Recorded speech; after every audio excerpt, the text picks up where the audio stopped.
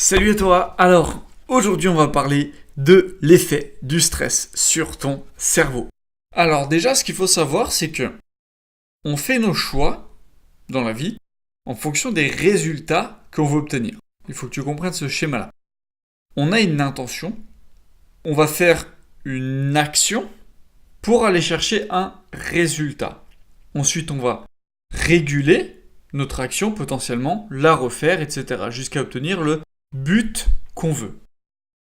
Alors, le stress dans tout ça, où est-ce qu'il va intervenir? En fait, quand on a un taux de stress trop élevé, on va quitter finalement cette boucle d'apprentissage pour passer en mode automatique. C'est-à-dire qu'on va être guidé par les stimuli extérieurs. Donc normalement, tu réfléchis de manière consciente, tu fais tes choix, tu actes tes actions en fonction du résultat que tu veux obtenir, etc., etc.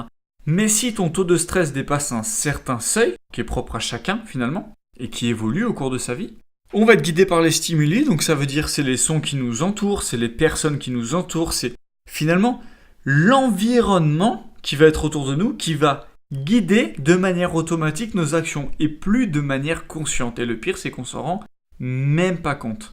Ce n'est plus le résultat, mais c'est l'environnement qui détermine vos actions. En gros, physiquement parlant, ça met hors ligne le cortex finalement qui utilise la créativité, les choix conscients, etc. Et ça va activer les régions sous-corticales qui utilisent beaucoup plus une mémoire procédurale, donc la mémoire automatique finalement. Alors comment on peut se prémunir de ça?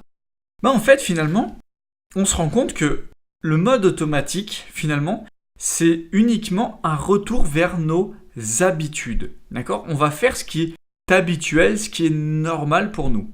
Donc forcément, si tu as des mauvaises habitudes, si par exemple tu as des habitudes de tout le temps jouer aux jeux vidéo, jouer à des jeux mobiles, d'aller fumer une cigarette quand ça va pas, ou des choses comme ça, forcément quand tu auras un taux de stress élevé, tu vas passer ton temps sur les jeux, tu vas passer ton temps à fumer des cigarettes, tu vas passer ton temps à regarder des séries télévisées, tu vas aller vers tes habitudes finalement les plus fortes, les plus ancrées. Donc, la première façon et la plus efficace de se prémunir de cela, c'est d'avoir des habitudes constructives qui sont alignées finalement avec nos valeurs de vie et qui sont alignées avec le but qu'on veut avoir dans notre vie. Si tu apprends à avoir des bonnes habitudes, des bons réflexes, quand ça va pas bien, tu vas faire du sport, tu vas te cultiver, tu vas lire, tu vas apprendre des langues, forcément, quand tu auras un taux de stress élevé, tu vas aller vers ces habitudes-là. Et la deuxième façon, finalement, c'est d'augmenter ton seuil de stress maximum avant de passer finalement en mode automatique. Donc, c'est-à-dire, vraiment, c'est pour imager, mais si tu as un seuil de, on va dire, 72, de l'augmenter avec du travail à 78, à 80, etc. Donc ça, finalement, ça va passer par un déconditionnement de tes traumas. Pas de tes traumatismes, de tes traumas.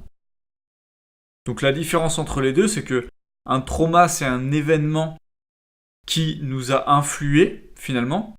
Il y a un chien qui m'a aboyé dessus, ça peut être un trauma. Si le chien nous a attaqué, nous a mordu, nous a percé la jambe par exemple, on peut avoir une peur bleue des chiens toute notre vie. Là, c'est un traumatisme. Ça va profondément modifier notre perception et nous faire passer en mode stress instantanément quand on verra un chien. Vous voyez la différence entre les deux? Et du coup, pour que tu comprennes comment on peut travailler dessus. Par exemple, si tu as une mauvaise relation avec les chiens pour diverses expériences, diverses raisons, forcément, dès que tu verras un chien, tu passeras en mode automatique. Tu ne passeras plus en mode conscient. Et après, il y a des déclinaisons un peu plus subtiles finalement, comme si tu avais par exemple ton père qui était violent avec toi et qui était chauve toute sa vie, et peut-être que tu vas avoir une relation avec les hommes chauves qui sera assez particulière et dès que tu verras un homme chauve, tu passeras en mode automatique et plus en mode conscient. Après, je sais pas si tes parents étaient violents, peut-être que dès que tu vas voir deux personnes qui vont s'engueuler, un couple qui va s'engueuler devant toi, tu vas paniquer, tu passeras en mode automatique, etc. Et à savoir que si tu as été vraiment traumatisé par une expérience, tu vas vraiment te retrancher vers tes solutions que tu trouvais au moment du traumatisme. Donc si par exemple, quand tu étais enfant, tes parents s'engueulaient, tu allais te recroqueviller dans ta chambre, sur ou sous ton lit, et tu pleurais, naturellement, ton mode automatique, si tu n'en as pas travaillé dessus, tu ne l'as pas modifié, quand tu vas voir deux personnes s'engueuler, un couple s'engueuler, tu vas aller dans ta chambre, sur ton lit, et tu vas pleurer. C'est pour ça que si par exemple tu es une femme, ton père, ou un proche de ta famille, un homme, était violent avec toi, et que tu te soumettais, parce que quand tu es enfant et qu'on est violent avec toi, tu n'as pas vraiment d'autre choix que de te soumettre, peut-être que plus tard, quand tu auras des hommes violents avec toi, tu te soumettras également. Vous voyez un peu les déclinaisons très vicieuses qu'on peut avoir de ces choses-là. Effectivement, tu aurais envie de lui dire des choses, tu vas peut-être même préparer ton discours, tu dis je vais réagir de telle manière, je vais lui dire ça, je vais pas me laisser faire. Mais le problème, ton taux de stress dépasse très rapidement ton seuil d'acceptation et tu passes directement en mode automatique et c'est plus toi directement qui contrôle finalement cela. Donc c'est pour ça qu'il faut travailler sur ces traumatismes. Donc forcément, le meilleur moyen, si tu veux en finir, c'est de te faire aider par des experts, d'accord ? Ou des personnes du moins dont c'est leur compétence, qui connaissent très bien ça. Je vais pas te cacher que c'est bien évidemment une des choses que je fais dans mes programmes. Mais déjà, à ton niveau, pour commencer à travailler dessus et voir si tu peux impacter un petit peu, c'est vraiment de conscientiser au maximum tout ça. C'est-à-dire ok, déjà prendre conscience.